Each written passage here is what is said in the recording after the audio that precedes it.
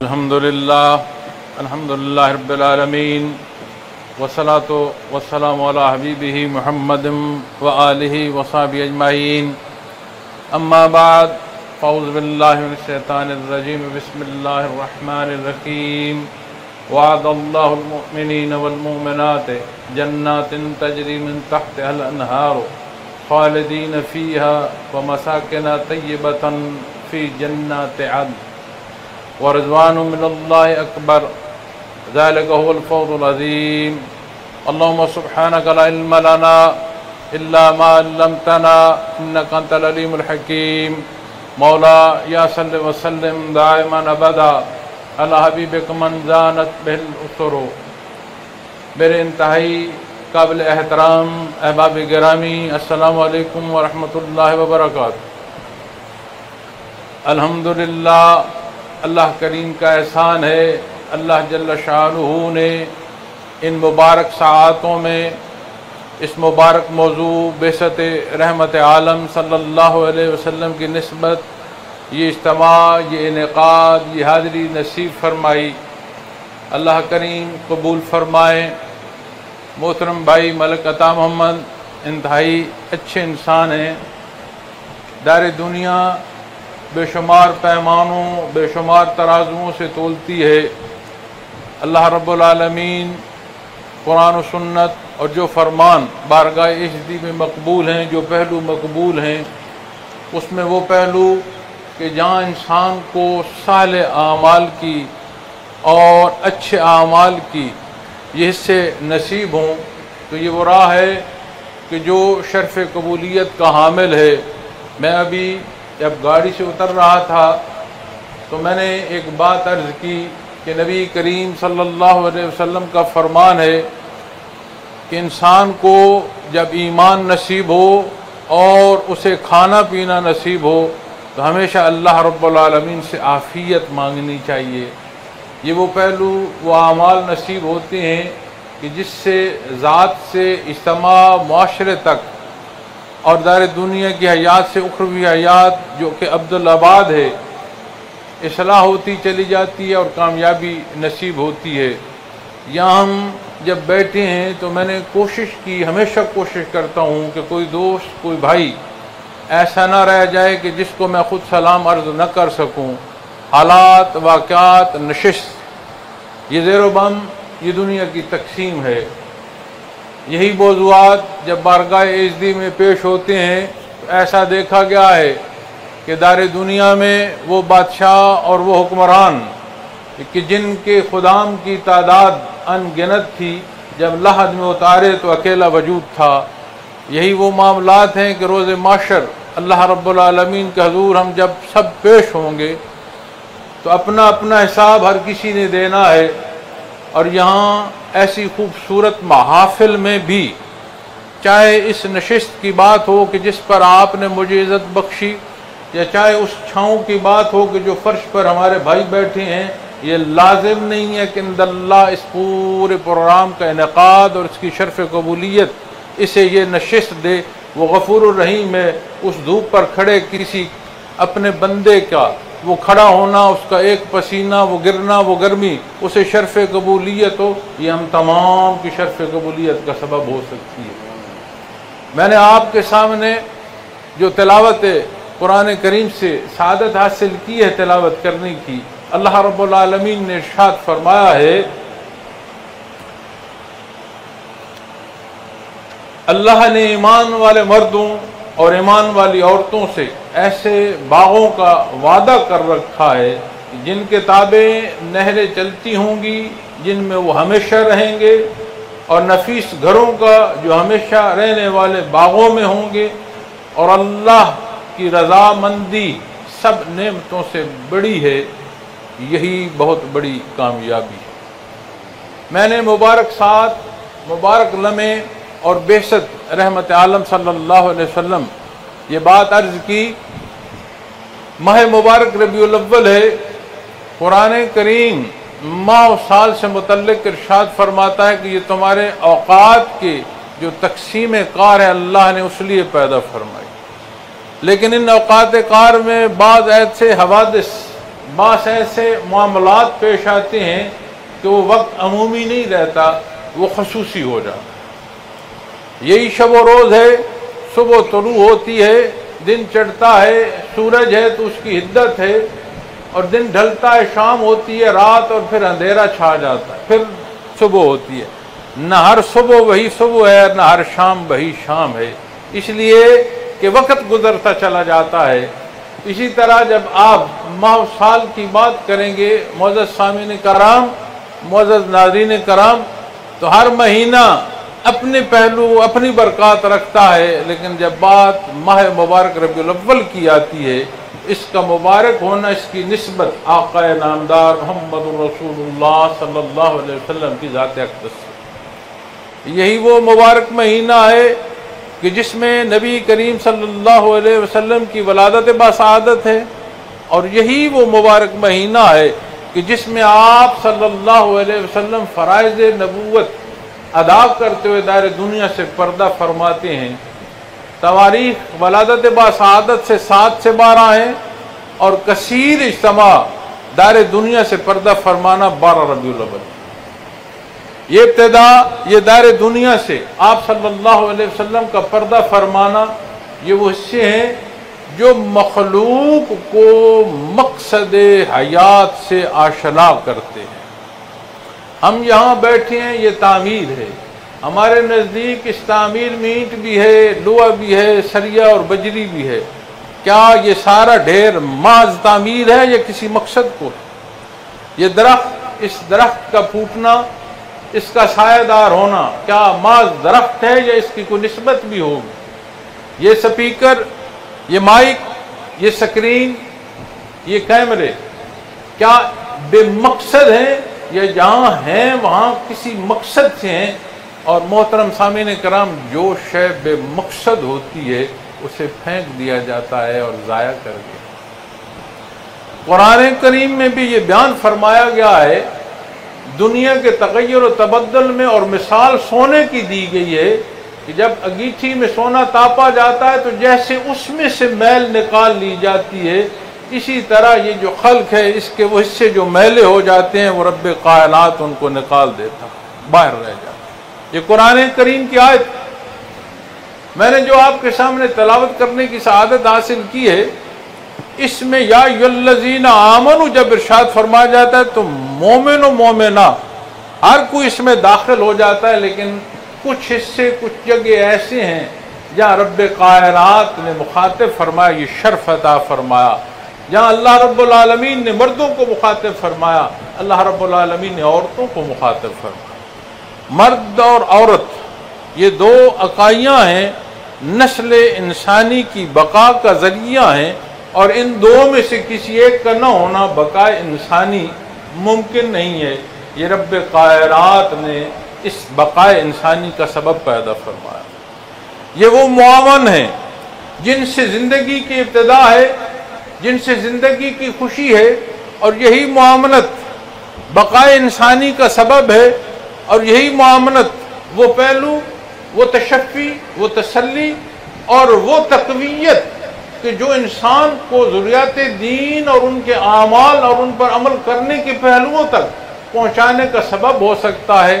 تو اللہ جل شانہ نے دونوں کو مخاطب فرمایا، جہاں مومن کو مخاطب فرمایا وہاں مومنہ کو بھی مخاطب فرمایا، اور فرمایا اللہ نے ایمان والے مردوں اور ایمان والے عورتوں سے ایسے باغوں کا وعدہ کر رکھا ہے، جنات تجری من تحت الانہار خالدین فیہا، جن کے تحت جو ہے نہریں وہ چلتی ہیں اور وہ اس میں ہمیشہ رہیں۔ یہ وہ حصہ ہے جو رب کائنات نے ارشاد فرمایا کہ جہاں پیش آئے گا۔ اب اس سارے حصے میں جو میں نے بات کی کہ کوئی شے محض نہیں ہے، بے مقصد نہیں ہے، وہ کسی نہ کسی مقام اور کسی نہ کسی مقصد کے تعین پر ہوتی ہے، تو تمام مخلوق جب آپ اس کا احاطہ کرتے ہیں، آپ نوری مخلوق سے لے کر اس سطح زمین پر جس پر میں اور آپ بیٹھے ہیں، اس کی ایک چونٹی تک آ جائیں جسے ہم جانتے ہیں، وگرنہ تو شاید تمام جدت کے باوجود عد سے اس سطح کے نہ آ سکیں کہ جو کل مخلوق کو دیکھ سکیں، اتنی باریک مخلوق بھی ہوگی۔ لیکن ان تمام خلائق میں سبح للہ ما فی السماوات و ما فی الارض، اللہ رب العالمین زمین و آسمان کی مخلوق سے متعلق فرماتے ہیں ہر شے اللہ کی تسبیح بیان کرتی ہے، اس کی عبادت کرتی ہے۔ پھر اس مخلوق میں جو انسان کو اللہ کریم نے مقام عطا فرمایا ہے، اگر اس تمام عالم خلق میں اس کے مقام کو دیکھیں تو ہر شے کا رخ اس کی طرف۔ آسمان چھت ہے، کسے چھت مہیا کر رہا ہے؟ حضرت انسان کو۔ زمین فرش ہے، کسے فرش ہونا نصیب کر رہی ہے؟ حضرت انسان کو۔ آپ کہیں گے کہ ساتھ اور کتنی مخلوق؟ ٹھیک ہے، جس مخلوق کی بات کرتے ہو اسی مخلوق پر بحث کر لو، اسی آسمان کی وسعتوں میں سورج پر بحث کر لو، چاند پر بحث کر لو، تاروں پر بحث کر لو۔ کہیں خوراک کی پیدائش ہے، کہیں خوراک کی مٹھاس ہے، کہیں تمہارے راستوں کی نشانیاں ہیں۔ یہی وسعت آسمان میں دیکھو تو تمہارے لیے ابر برستا ہے۔ اسی زمین کو دیکھو جس پر بے شمار مخلوقات ہیں، اسی کی رویدگی تمہیں رزق دیتی ہے، اسی کا سینہ تمہاری پیاس بجھاتا ہے، یہی اپنا سینہ دیتی ہے کہ جس پر تم چلتے ہو۔ ہاں، کیسے چلے ہو یہ تعین قرآن فرماتا ہے۔ اور پھر جب بات اس دائرے دنیا سے روانگی کی آتی ہے، یہی خاک ہے جو آغوش میں سنبھال لیتی ہے، کہ جس وقت بڑا قریبی پاس نہیں رکھ سکتا، کہ وجود جب روح قبض ہو جاتی ہے تو بڑا تھوڑا وقت ہے کہ وجود سالم رہتا ہے۔ اور یہی زمین جو ہماری خوراک، ہماری پیاس بجھا رہی ہے، ہمیں آغوش دیتی ہے، سنبھال لیتی ہے۔ تو جتنی بھی مخلوق ہے، آپ اس پر تحقیق فرمائیے گا، وہ کسی نہ کسی پہلو سے اس کا مرکز حضرت انسان ہو۔ کہیں سواری ہے تو کہیں خوراک، کہیں مخلوق اس کی بہتری کے لیے مخلوق در مخلوق ایک نسبت پیدا ہوتی ہے، لیکن تقویت انسان کو جا کر ملتی ہے جب ہر شے مقصد کو ہے۔ تو جسے رب کائنات نے یہ مرکزیت عطا فرمائی، کیا وہ صبح اور شام گزارنے کو ہے؟ کیا وہ پیدائش اور موت محض زندگی ہے؟ کیا اس کا ہنسنا اور رونا، کیا اس کی صحت و بیماری محض یہ زندگی ہے؟ اگر یہی حیات ہے اور یہی کل زندگی ہے تو ایک چڑیا کا گھونسلہ بنانا، افزائش نسل، صحت و بیماری، وہ بھی کناروں پر بیٹھے چہچہا رہی ہوتی ہے، اس سے بھی پیاس ستاتی ہے تو وہ بھی پانی کی متلاشی ہوتی ہے، وہ بھی اپنا رزق صبح نکلتی ہے اور اس کی تکمیل کرتی ہے، اور ایک ایک ککھ، کیا کہتے ہو پنجابی میں، ککھ، ایک ایک ککھ جوڑتی ہے اور اپنا گھونسلہ بناتی ہے۔ کبھی اپنے ہاتھوں سے ایسا گھونسلہ بنانے کی کوشش کرو گے تو تم سمجھ آئے گی کہ کتنی کاراگری۔ اگر یہی زندگی ہے تو ایک چڑیا اور انسان کی زندگی میں کیا فرق؟ اسے اللہ نے شعور عطا فرمایا۔ اللہ رب العالمین نے اسے جہاں وجود اور وجود کے اعضاء اور وہ حصے جن سے یہ احاطہ کرتا ہے، جن سے یہ علم حاصل کرتا ہے، حسات عطا فرمائی، وہاں اسے وہ شعور عطا فرمایا اور وہ حصہ عطا فرمایا۔ میں نے عرض کیا سبح للہ ما فی السماوات و ما فی الارض، اور فرشتے وہ مخلوق ہیں کہ جن کی سردار کی صداقت و امانت کی شہادت قرآن دیتا ہے، لیکن قرب الہی کو سوچ نہیں سکتے۔ جہاں جسے جتنی اجازت دی ہے اس سے آگے اپنے رب کی شناسائی کا سوچ نہیں سکتے، چاہنا تو دور کی بات۔ ہر مخلوق کا جو حصہ تعین کر دیا گیا ہے اس پر رک گئے، اس سے آگے نہیں جا سکتے، اس سے ہٹے گی فنا ہو جائے گی، اس سے آگے جا نہیں سکتی، جسارت نہیں۔ نبی کریم صلی اللہ علیہ وسلم معراج شریف پر تشریف لے گئے، جبریل امین نے عرض کی یا رسول اللہ صلی اللہ علیہ وسلم ایک قدم آگے نہیں اٹھا سکتا، سدرۃ المنتہا سے ایک قدم آگے نہیں اٹھایا جا سکتا، تجلیات ذاتی جلا کر رکھ دیں گی، لیکن نبی کریم صلی اللہ علیہ وسلم کو یہ جلا بخشی رب کائنات نے کہ وجود پاک سے آپ آگے تشریف لے گئے۔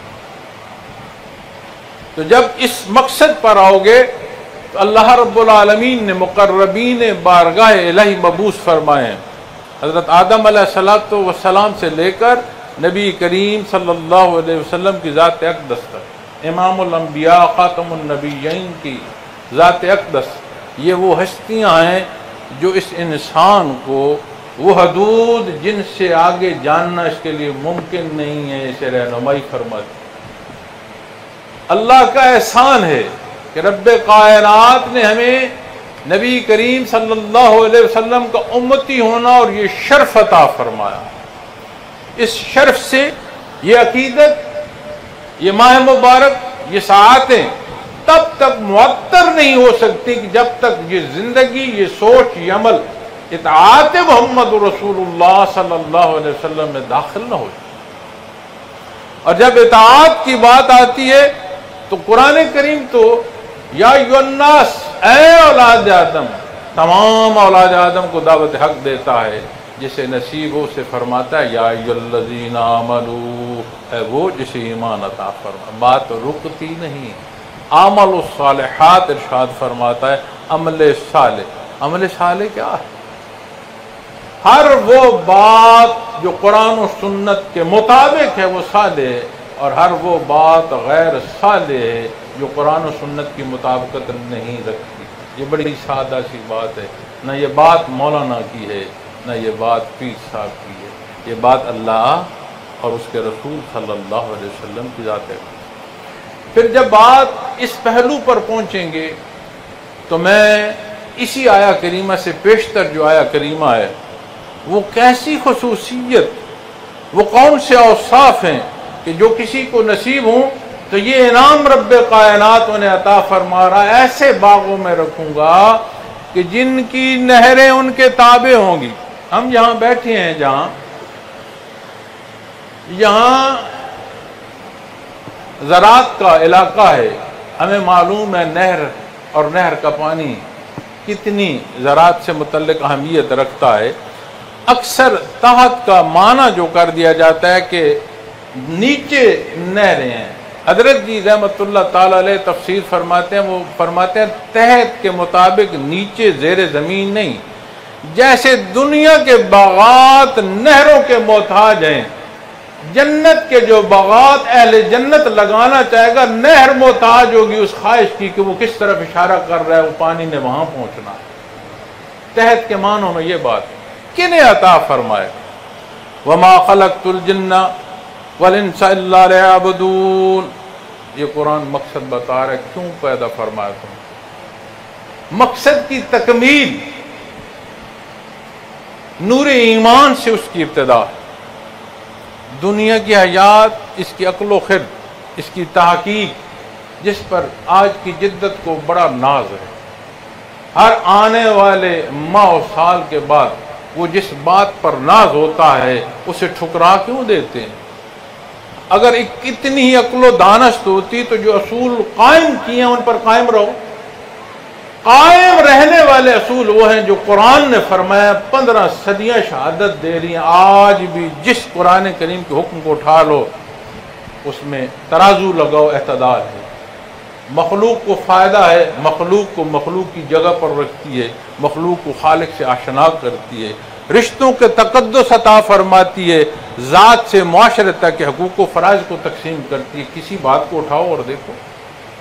اب جب اس بات پر آؤ گے کہ مقصد حیات ہو اور ذریعہ ہمیں محمد الرسول اللہ صلی اللہ علیہ وسلم نصیب ہو، پھر ان گھڑیوں، ان ساعتوں کی مبارک اور مبارک پہلوؤں کو سوچتے ہوئے آؤ کہ کیا اس سارے پہلوؤں میں کوئی خصوصیت ہے؟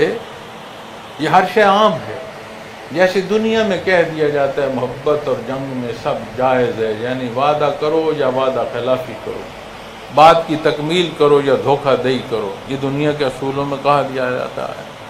اور اللہ رب العالمین فرماتے ہیں کہ اے اہل ایمان، اللہ اور اس کے حبیب کی بات سے سبقت نہ لو، یعنی یہاں حدود مقرر فرما دی۔ تو جب اس حدود کی بات کرو گے تو امتی کی حد نہیں ہوگی، امتی کے اقرار کی حدود نہیں ہوگی، امتی کے اظہار کی حدود نہیں ہوگی، امتی کی ذات جسے قرآن مخاطب فرما رہا ہے، اس کی شب و روز، اس کی سوچیں، اس کے اعمال، کیا انہیں اسلوب نہیں مہیا ہوں گے؟ اور جب ان حصوں کو دیکھو گے تو خصوصیات درکار ہیں، جنہیں یہ انعام نصیب ہوگا اس کے لیے کیا خصوصیت ہونی چاہیے۔ پہلی آیہ کریمہ میں اللہ نے فرمایا والمؤمنون والمؤمنات بعضهم اولیاء بعض، ایمان والے مرد اور ایمان والی عورتیں ایک دوسرے کے دینی دوست ہیں، یعنی ان کی معاونت کا اعلیٰ حصہ کیا ہے کہ دین کا سیکھنا اور سکھانا یہ سبب ہو، اصلاح ہو، بجائے اس کے کہ یہ جو معاونت مخلوق انسان اور بقائے انسانی کے لیے اللہ نے پیدا فرمائی ہے، یہ اجتماع ایک دوسرے کو برائی اور گندگی کے ڈھیروں تک لے جائے، یہ وہ ہیں کہ جن کی معاونت دین کے لیے ہو۔ تو یہ مقصد حیات کے وہ حصے کہ جو تخلیقی مقاصد دنیا کے ہیں وہ بھی پورے ہو رہے ہیں، اور جو مقصد حیات کل ہے کہ جہاں ہمیشہ رہنا ہے وہاں بھی ان کی معاونت جو ہے ایک دوسرے کی بہتری کا سبب ہوتی چلی جا رہی ہے۔ اب وہ بہتری کیسی ہوگی؟ اس میں کیا فرمایا یأمرون بالمعروف وینہون عن المنکر، نیک کاموں کا حکم کرتے ہیں اور برائی سے منع کرتے ہیں۔ یہ خصوصیت بیان فرما رہے قرآن کریم جن پر انعام ہو۔ نیکی کیا ہے میں عرض کر آیا ہوں، جو قرآن و سنت ہے وہ نیکی ہے۔ بدی کیا ہے؟ جس درجے کا اضافہ ہے یا جس درجے کا اختلاف ہے اس درجے کی وہ بدی، بڑی سادہ سی بات۔ تو نیکی کرنے کے لیے، نیکی کا حکم دینے کے لیے نیکی کرنی پڑے گی، نیک اور صالح راستے کا مسافر ہونا ہوگا۔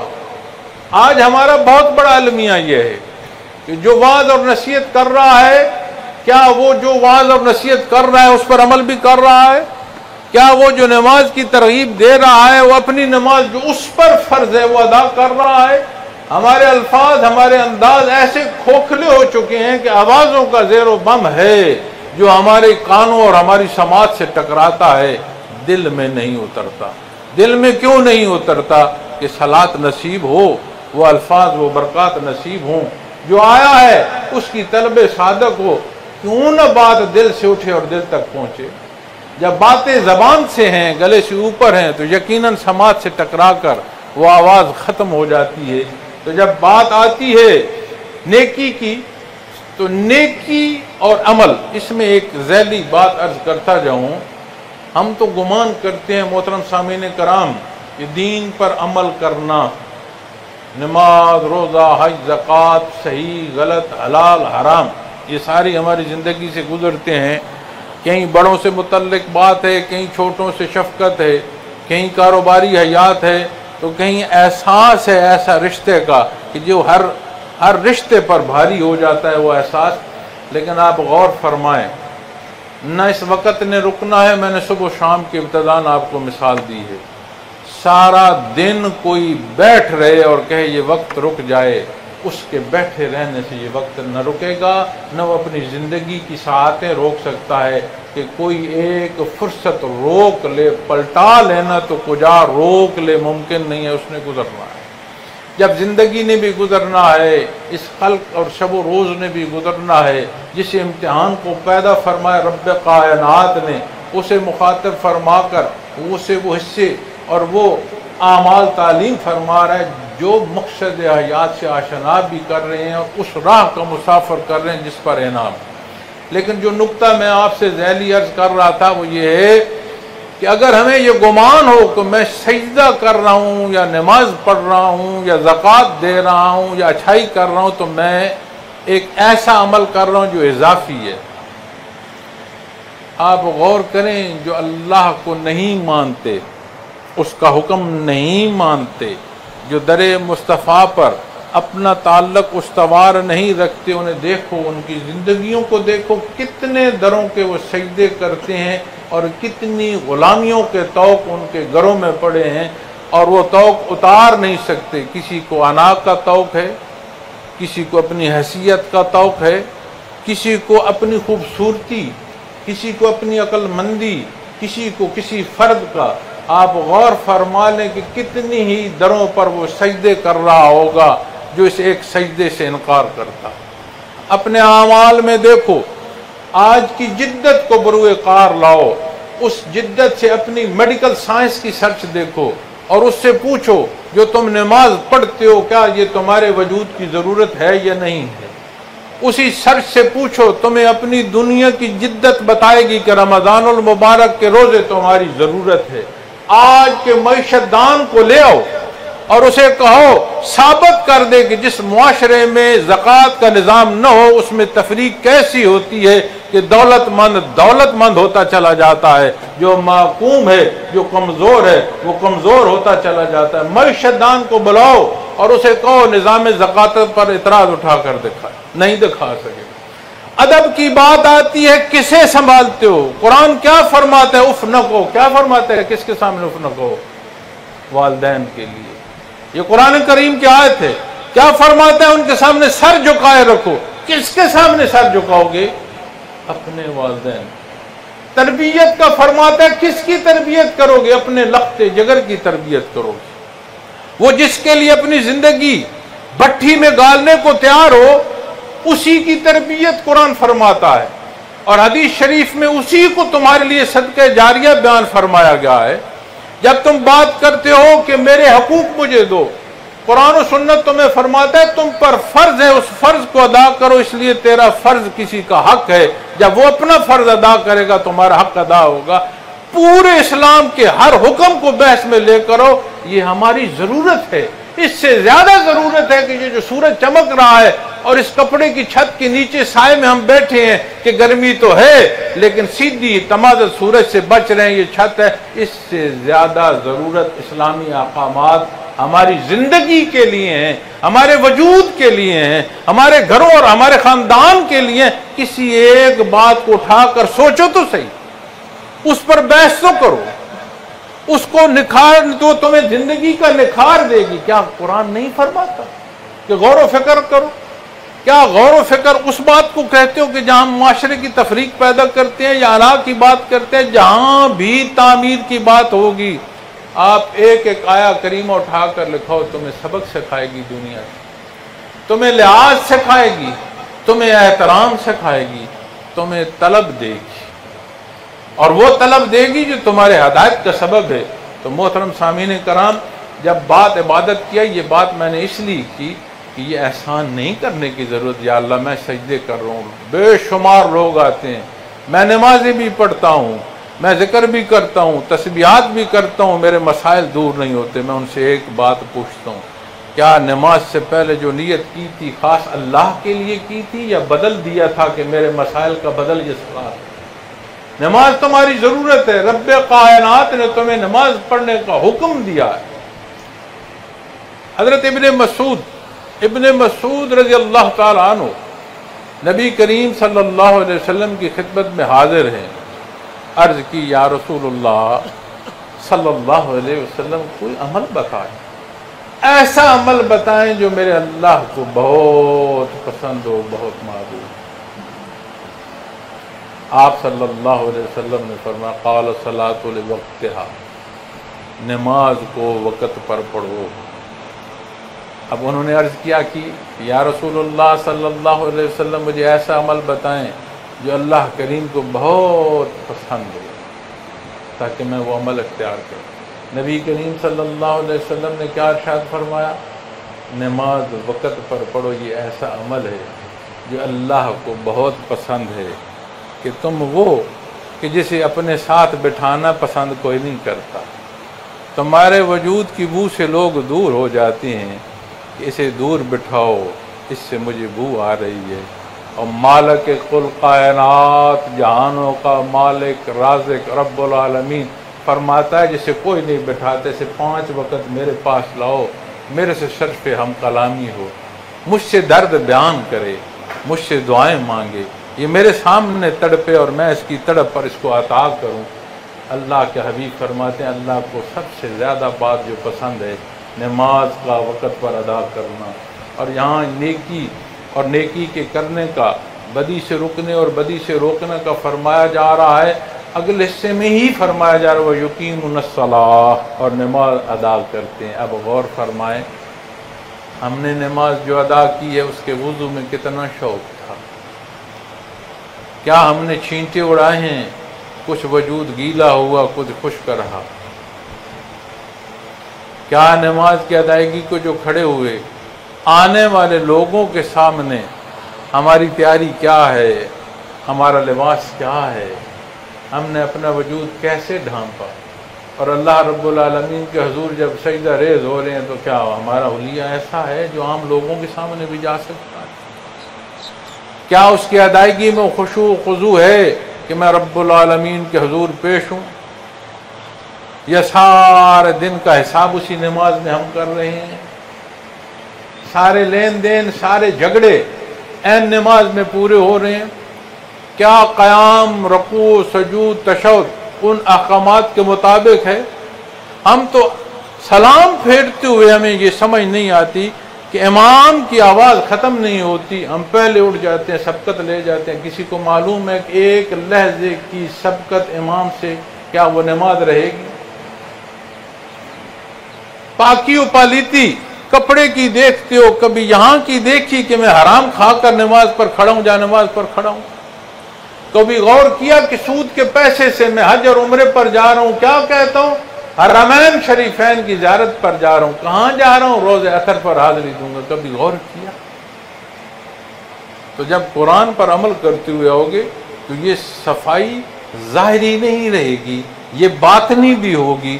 ایک ایک لقمے کو دیکھو، جب عمل کرو گے تو زور بازو تمہیں تکبر نہیں دے گا، تم معاشرے کی معاونت کا سبب ہوگے، بڑے کے لیے ادب کر رہے ہوگے، چھوٹے پر تمہارا ہاتھ شفقت کا ہوگا، تم شفیق ہوگے۔ تو جب بات نماز کی آئی تو اللہ رب العالمین نے وہ وصف بیان فرمایا جن پر ایمان ہوگا۔ کیا فرمایا؟ نیک کام کرتے ہیں، نیکی کا حکم دیتے ہیں، برائی سے بچتے ہیں، برائی سے بچنا منع کرتے ہیں، اور نماز ادا کرتے ہیں، وَيُؤْتُونَ الزَّكَاةَ اور زکوٰۃ دیتے ہیں۔ ابھی تھوڑی دیر پہلے میں نے آپ کو کہا کوئی بڑے سے بڑا معیشت دان، میں پڑھا لکھا آدمی نہیں ہوں، بے شک میرے روبرو آ جائے، بے شک خود تحقیق کر لے، جتنی معیشت کے نظم پوری دنیا میں اور جتنی جدت پر قائم ہونے رکھ لے، اسلام کا نظام عشر و زکوٰۃ اسے سامنے رکھ۔ آج ہمارے ملک میں کتنا قرض ہے، کتنی معیشت کی تنگی ہے، اب یہ جو سیلاب آیا ہے اس کی نظر کتنی اور تنگی پیدا ہوگی، کتنے بجٹ سخت ہوں گے۔ پہلے نوالا مشکل ہے اور وہ نوالا بھی چھن جائے گا، کیونکہ جب معیشت کا پہیہ سود کے تحت چلتا ہے، نظم اللہ اور اس کے حبیب کے حکم کو بغیر قائم ہوتا ہے، تو وہاں مخلوق کو سہولت نہیں تکلیف پہنچتی ہے۔ تو جب اسے آپ غور فرمائیں، اپنے ہی اسی ضلع میں، اپنی اسی آبادی میں مجھے بتائیں کہ عشر، صدقات اور زکوٰۃ وہ کتنے ہیں، اور جو سرکاری بجٹ ہے اس کا اماؤنٹ کتنا؟ آپ حیران ہو جاؤ گے۔ آپ ایک چھوٹا شہر یہ خوشاب لے لیں، جور آباد لے لیں، سرگودا تو بہت بڑا شہر ہے، اسی شاہپور کو لے لیں، اس شاہپور میں عشر، صدقہ، زکوٰۃ، اسے آپ ایک دفعہ جمع کر کے اندازہ کر لیں، اور اسی شاہپور میں جو سرکاری بجٹ ہمارے اداروں کی تنخواہوں پر صرف ہوتا ہے، سرکاری بجٹ جو سڑکوں کی تعمیر پر، جو گلیوں کی تعمیر پر، جو بجلی اور بجلی کے کھمبوں اور پانی کی تقسیم اور اس کے پائپوں پر ہوتا ہے۔ میرے سامنے یہ میرے بھائی بیٹھے ہیں، ہمارے دوست بھائی ہیں، یہ جو سیاست بھی کر رہے ہیں، یہ اسی پہلو کو ایک نظر اپنے کسی حلقے کی ایک آبادی پر رکھ کر دیکھ لیں، وہاں کے لوگوں کے اس نظام کو دیکھو جو عشر، صدقہ، زکوٰۃ، پھر آپ قربانی اور قربانی کی کھالوں آگے تک تو چلتے جائیں، لیکن جو نافلہ ہے اس سے پہلے ہی آپ کی ضرورت پوری ہو جاتی ہے۔ کیوں؟ اس لیے کہ اس نے یہ نظام دیا جس نے تمہیں پیدا فرمایا، اس نے نظام دیا جو تمہاری ضروریات سے تم سے زیادہ واقف ہے، اس نے نظام تمہیں دیا ہے، اور اسے نافذ فرمایا محمد الرسول اللہ صلی اللہ علیہ وسلم نے، جو رحمت للعالمین ہے، جن سے متعلق قرآن فرماتا ہے میرے حبیب اتنا دکھ نہ کریں ان کفار کا کفر پر قائم رہنے پر کہ آپ اپنی جان ہی دے دیں۔ اتنا درد محسوس فرماتے ہیں آپ صلی اللہ علیہ وسلم کہ کافر کفر پر کھڑا ہے، وہ ایمان نہیں لا رہا، تو آپ اتنا درد محسوس کر رہے ہیں کہ اللہ نے اپنا حبیب مبعوث فرمایا۔ اسے تو چاہیے تھا کہ یہ ایمان لاتا، اسے تو چاہیے تھا کہ اپنی غلطیوں اور گناہوں کی بخشش مانگتا اور اللہ کی رضا کو نصیب ہوتی اس کو، آخرت میں یہ بجائے دوزخ کے جلنے کے اللہ کا انعام حاصل کرتا۔ اتنا درد محسوس فرماتے۔ قرآن نے فرمایا، ہمارے درمیان حفاظ بیٹھے ہوں گے، یہ آج قرآن کریم کی اللہ فرمایا میرے حبیب آپ اتنا درد محسوس کر رہے ہیں ان کے ایمان نہ لانے پر، آپ جان ہی دے دیں گے۔ ایسا پیغمبر عطا فرمایا، آپ صلی اللہ علیہ وسلم نے قرآن کریم کی عملی نمونہ عطا فرمایا۔ حبیب کبریا ام المومنین حضرت عائشہ صدیقہ رضی اللہ تعالیٰ عنہ سے کسی نے عرض کی کہ نبی کریم صلی اللہ علیہ وسلم کے اخلاق کریمہ تو ارشاد فرمایا۔ آپ نے فرمایا قال خلق القرآن، سارا قرآن نبی کریم صلی اللہ علیہ وسلم کے اخلاق کریمہ ہے۔ اب مجھے بتائیں، میں اور آپ جمع ہے، نام کیا ہے؟ مسلمان، اپنے نام پر مسلمان، دعویٰ ایمانی، جمع ہونا مقصد اظہار محبت محمد الرسول اللہ صلی اللہ علیہ وسلم۔ کیا صبح اٹھے ہیں اور اب اس نشست تک ہم تجزیہ کر سکتے ہیں اپنی سوچوں، اپنے الفاظ، اپنے اعمال کا؟ کیا ایسے ہیں جیسے میرے نبی کریم صلی اللہ علیہ وسلم نے فرمایا؟ کیا ایسا صدق ہے یہاں پر جو میرے اللہ نے یہاں اپنے کلام میں عطا فرمایا؟ وہ کیسا کریم ہے جس نے پورا قرآن عطا فرما دیا صدقہ محمد رسول اللہ صلی اللہ علیہ وسلم۔ کلام میں متکلم کا اثر ہوتا ہے، میرے الفاظ آپ پر زیر و بم میں اثر کریں گے۔ کیسے اثر کریں گے؟ جیسے میری سوچ ہوگی، جیسے میرے الفاظ کا چناؤ ہوگا۔ کوئی غصے سے کسی سے بولتا ہے، وہ فوراً غصے میں کیوں آ جاتا ہے؟ یہ تو نہیں کہ اس نے کچھ ہے ماری۔ کوئی کسی سے پیار کے لفظ بولتا ہے، وہ اس پر قربان ہو جاتا ہے، دیا بھی کچھ نہیں، مارا بھی کچھ نہیں۔ کیوں؟ اس لیے کہ جو لفظ بولے ہیں اس لفظ میں متکلم کا اثر تھا۔ اگر غصے کے الفاظ اگلے کو غصہ دلاتے ہیں، پیار کے الفاظ اگلے کو پیار دلاتے ہیں، تو قرآن کریم کلام ذاتی نہیں۔ کبھی اسے اٹھا کر تلاوت کرو، الف لام میم ذالک الکتاب لا ریب فیہ، میرے اللہ کا کلام، اس میں متکلم کا اثر نہ آئے۔ ما شما کے الفاظ کا اثر دیکھتے ہو، اس پر سوچتے ہو، اس پر عمل کرتے ہو۔ اتنا صدق نہیں ہے کہ قرآن کریم کی آیت کریمہ نصیب ہو اور اس کا صدق ہمارے سینوں کو جا کر جلا بخشے اور صفا کرے۔ تو یہ وہ چیزیں اور غور طلب حصے ہیں کہ جہاں دیکھنے کی ضرورت ہے۔ یہ اظہار محبت، یہ ماہ مبارک، یہ دستک ہے ہمارے سینوں پر، ہماری سوچوں پر، ہمارے اعمال کا تجزیہ درکار ہے محترم سامعین کرام۔ وگرنہ یہ وقت، یہ نشست جہاں میں اور آپ ہم کلام ہیں، میں آپ کو واقعات بزرگوں کی بھی سنا دوں، میں آپ کو کرامات اور معجزات کے وہ پہلو کہ جسے آپ سنیں اور یہ کہیں کہ پہلے نہیں سنے، بہت خوبصورت واقعہ سنایا، بڑا جذب آیا، لیکن اگر میں اس حقیقت کو نہ بولوں کہ جس میں اور آپ جہ رہے ہیں، تو قبر میں لحد میں پیر نے اپنی قبر میں اتر جانا ہے، مرید نے اپنی قبر میں اترنا، کیا جائے گا ساتھ؟ اعمال جائیں گے۔ حساب اپنے اللہ کو دینا جس کا کلام امتی اس ذات کے رب کائنات نے عطا فرمایا جو منکر، انکار اور مشرک پر اتنا درد محسوس کرتے ہیں۔ اللہ فرماتا ہے میرے حبیب اتنا دکھ نہ کریں کہ آپ جان ہی دیں۔ آپ فرمائیں اپنی امتی کے لیے کتنی تڑپ، کتنی محبت اور کتنی شفقت ہوگی۔ یہ محبت اور اس عطا کو ہم پہنچ ہی نہیں سکتے۔ محبوب کے مقابلے محبت تولتا ہے۔ در مصطفیٰ پر عاشق آتا ہے اپنی محبت کے اعلان کو، وہ محبوب کی جو شفقت اور محبت کو ہے یہ محب جانتا ہی نہیں، یہ اس سے واقف ہی نہیں ہے۔ وہ اتنی محبت فرماتے ہیں اپنی امتی سے۔ کیا نبی کریم صلی اللہ علیہ وسلم نے یہ نہیں ارشاد فرمایا؟ ایسے لوگ آئیں گے جو مجھ سے محبت کرتے ہوں گے، سب سے زیادہ محبت کرتے ہوں گے، ان پر انعام کا ارشاد فرمایا۔ جب عرض کی گئی یا رسول اللہ صلی اللہ علیہ وسلم وہ کون ہوں گے؟ فرمایا انہوں نے تو مجھے دیکھا بھی نہ ہوگا۔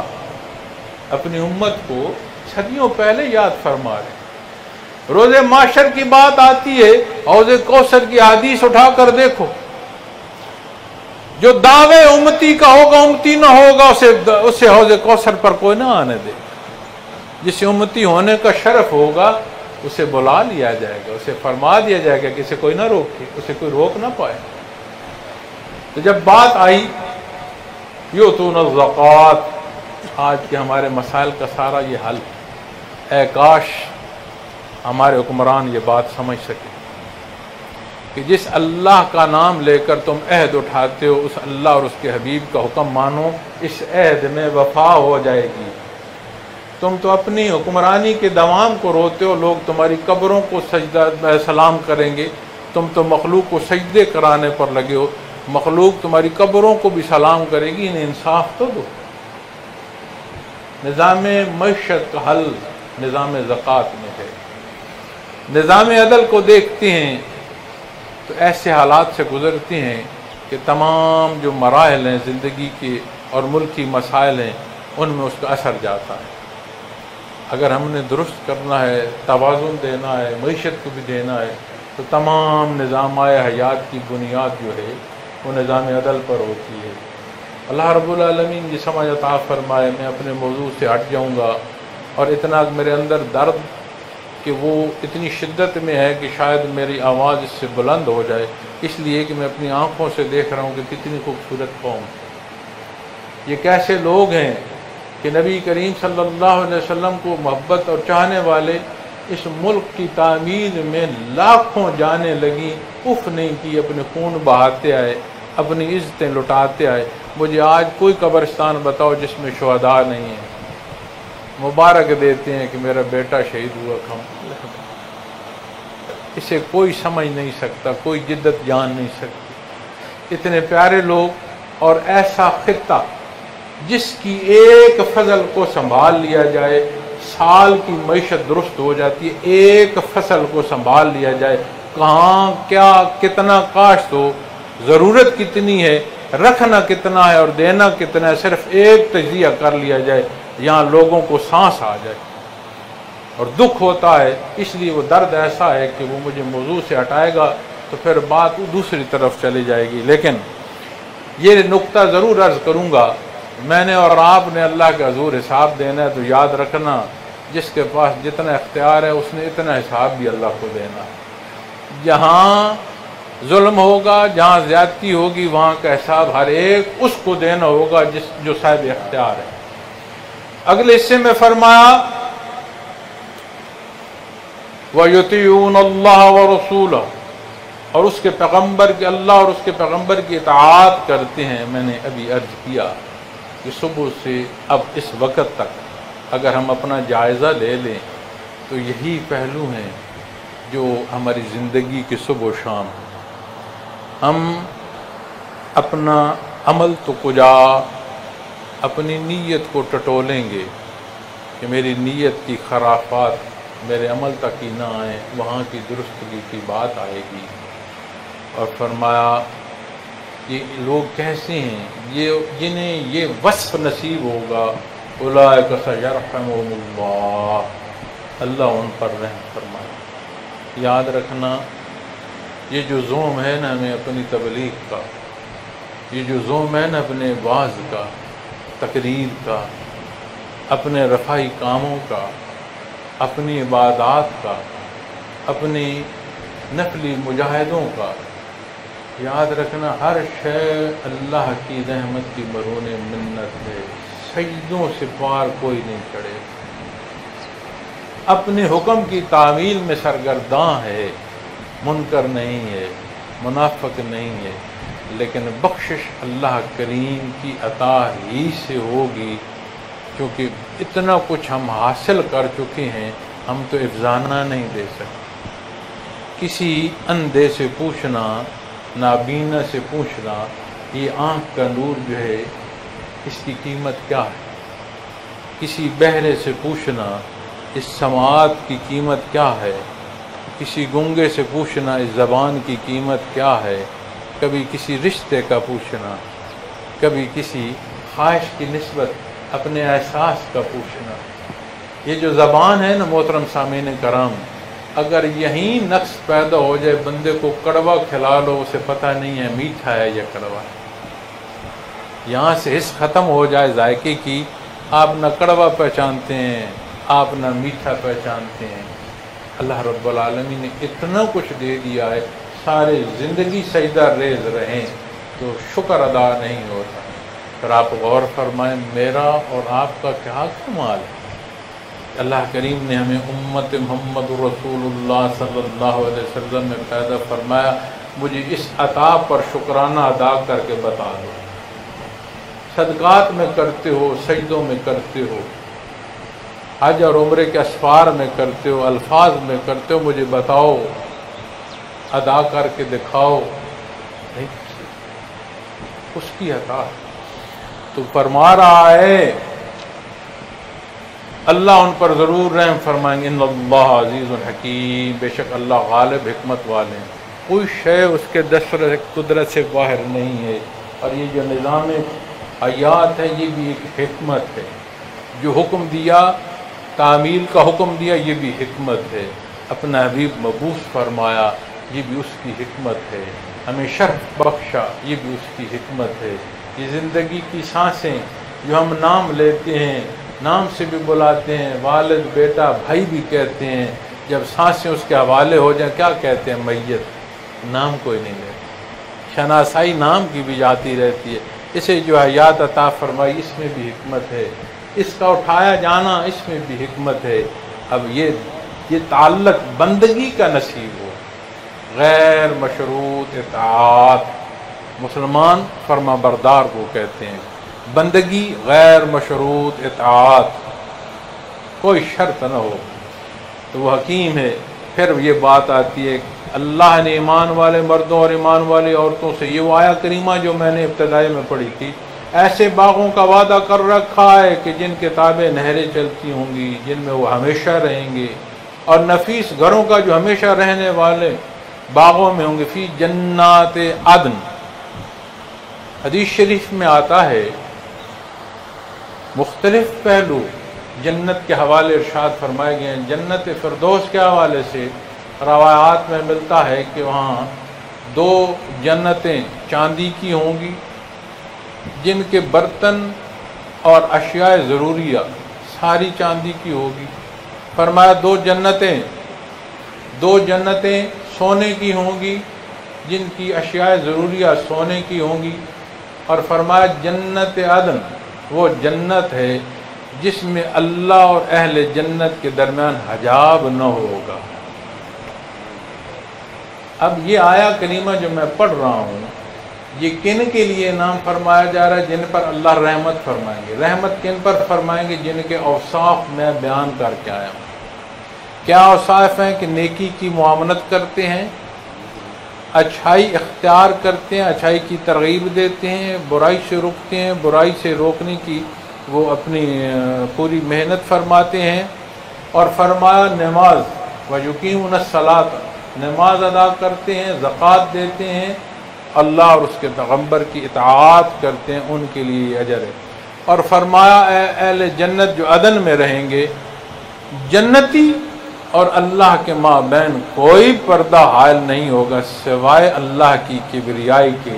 اور اس پر شرح کرتے ہیں علماء کرام، وہ فرماتے ہیں کہ کبریائی و عظمت اتنی ہے اذن کے بغیر اس کی طرف منہ اٹھانا مشکل ہے، وگرنہ پردہ نہ ہوگا، اتنا بڑا اللہ کا انعام ہوگا۔ تو محترم سامعین کرام، ورضوان من اللہ اکبر، اور اللہ کی رضامندی سب نعمتوں سے بڑی ہے۔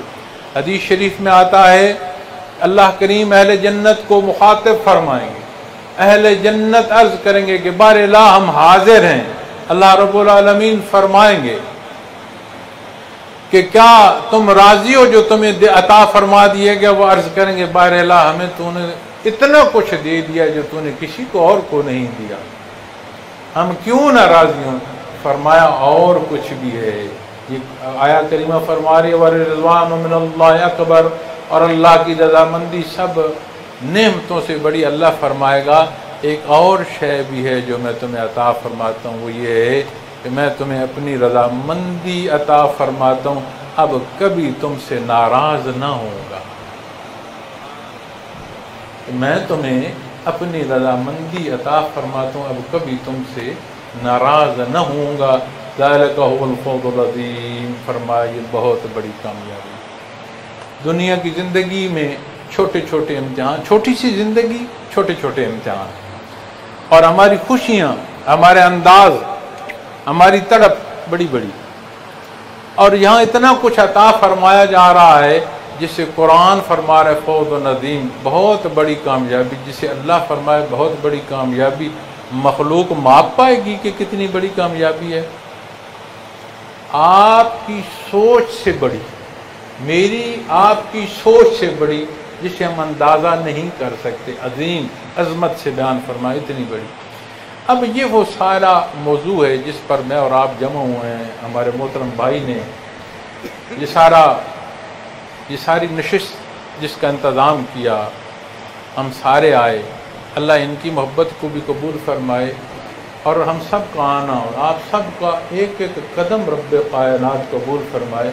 لیکن میرے ٹوٹے پھوٹے جو الفاظ ہیں، ان میں ایک بات جو میں نے مرکوز رکھی کہ دعوے محبت میں حقیقت اعلان سے نہیں ہوگی، عمل سے ہوگی۔ گزشتہ سال اور آج تک سال گزرا ہے ماہ مبارک، اگر زندگی ہوئی اگلے ماہ مبارک تک ایک سال اور بیت جائے تو کیا اس محبت کو اعلانات کی ضرورت ہے؟ کیا اس محبت کو مخلوق کے گنوانے کی ضرورت ہے؟ کیا اس عقیدہ محبت سے ضروریات دنیا کی تکمیل مقصود ہے؟ کوئی کچھ نہ کہے، عند اللہ اس محبت کا ایک ذرا نصیب ہو جائے، سب کچھ نصیب ہو جائے۔ مخلوق مانتی پھرے، عند اللہ گرفت آگے کچھ نہ رہا۔ اور آخر حصے میں عرض کروں گا کہ سلاسل تصوف پر بات آتی ہے، میں گنہگار بھی یہاں آپ کے درمیان جو حاضر ہوں، میری بنیادی ذمہ داری سلسلہ نقشبندی و ویسیہ کی ہے، اس کے ذیلی شعبات بے شمار ہیں۔ وطن عزیز نہیں، دنیا کے ایک سرے سے دوسرے سرے تک اس نسبت سے اللہ اللہ کرنے والے لوگ موجود ہیں۔ اللہ رب العالمین مشائخ اعظام کی محنتیں قبول فرمائے، ان کے درجات ہمہ وقت بلند فرمائے۔ والد گرامی قاسم فیضات مولانا امین محمد اکرم اعوان رحمۃ اللہ تعالی علیہ، آج میں اپنے علاقے کی جو اکثریت ایسی، اس نشست میں ایسی اکثریت بھی ہے بیٹھی ہے جو ہم ایک علاقے کے ہیں، عزیزداری ہے، دوستی ہے، رشتہ داریاں ہیں، شناسائی بڑی گہری، اللہ کا شکر ہے۔ ان کا مخالف بھی ان پر یہ اعتراض نہیں کر سکتا کہ یہاں حضرت نے قرآن و سنت چھوڑ دیا۔ ہمارے ہاں ایک واقعہ پیش ہو گیا، یہ واقعات سنانے والے نہیں ہوتے، لیکن حضرت رحمۃ اللہ علیہ کے مزاج اور طبیعت پر بات آئی ہے تو میں عرض کر دوں۔ ایک حادثہ ہو گیا، ایک بندہ، اس بیچارے کی جان چلی گئی، ذہنی معذور تھا، ذہنی معذوری کی وجہ سے حادثہ پیش آیا، اور جب اس پر پنچایت آئی تو اس کے متعلقین نے ایک بات کہی، انہوں نے کہا حضرت کہہ دیں کہ اس بندے کی زندگی کا حادثہ کیا ہے، ہمیں کسی شہادت کی ضرورت نہیں، ہمیں کسی گواہی کی ضرورت نہیں، کسی پرچے رپورٹ کی ضرورت نہیں۔ انہوں نے کیوں کہا؟ انہوں نے کہا اگر اس میں حضرت کا بیٹا ملوث ہوگا تو وہ اس کا نام برسر بزم دیں گے کہ یہ شامل ہے۔ یہ زندگی کیسے نصیب؟ اب وہ بزرگ کم ہیں جنہوں نے ان کی نوجوانی دیکھی، کیسے نصیب ہوئی؟ ایک اللہ اللہ والا نصیب ہوا، کلزم فیضات حضرت مولانا علیہ خان رحمۃ اللہ تعالی۔ پتھر پر بسنے والے پتھر کے سینے کو انہوں نے ایسا سینچا کہ اگر اپنی اولاد پر بھی شہادت دینی پڑی تو وہ دے جائیں۔ یہ کیا ہے؟ اسے کہتے ہیں کیفیت محمد رسول اللہ صلی اللہ علیہ وسلم۔ ہم تو بڑے گناہگار لوگ، کمزور لوگ، یہ نسبت جو رب کائنات نے قلب اثر محمد رسول اللہ صلی اللہ علیہ وسلم سے دی ہے، اس کی آواز بلند کرتے۔ ہم آپ ہی میں رہتے، آج بھی وہیں رہتے۔ آج کے حالات میں ملاقات کم ہو گئی ہے، وہ بھی مصروفیت کی نسبت، وگرنہ آپ تمام سر آنکھوں پر ہیں۔ ہمیشہ کوشش رکھتا ہوں کہ کسی بھائی دوست کو ہاتھ پہلے نہ اٹھانا پڑے، میں اس کو پہلے سلام عرض کر لوں، لیکن یہ تو ہم نہ تھے۔ یہ تو حالات نہ تھے۔ دنیا کے ایک سرے سے بندہ اٹھتا ہے، ان پتھروں میں کیا لینے جاتا ہے؟ وہ مشائخ نے بڑے بڑے آرام دہ نشستوں سے اٹھا کر پتھروں پر لطائف اور مراقبات کے گھنٹوں پہر جو بٹھا دیے، اور وہ نشان جو وجودوں پر نیل پڑ گئے، کیوں پڑ گئے؟ کیا سبب تھا؟ یہ جتنا میں نے بیان کیا، اس کو جاننا چاہو گے تو اسے کہیں گے تعلیمات محمد الرسول اللہ صلی اللہ علیہ وسلم۔